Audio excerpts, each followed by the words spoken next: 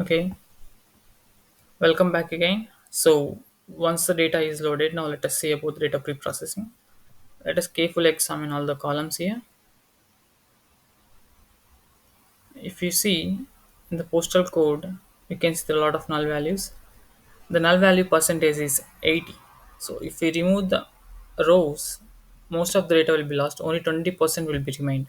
So the best thing to do is click on it and remove the column itself. I'm removing it. So it is done. Now the next thing to do is we need to delete the duplicates, select everything and then right click and click on remove duplicates. And if you see here, most of the data is clean. The data types are almost correct. So the data is mostly clean, so we don't have anything to do now.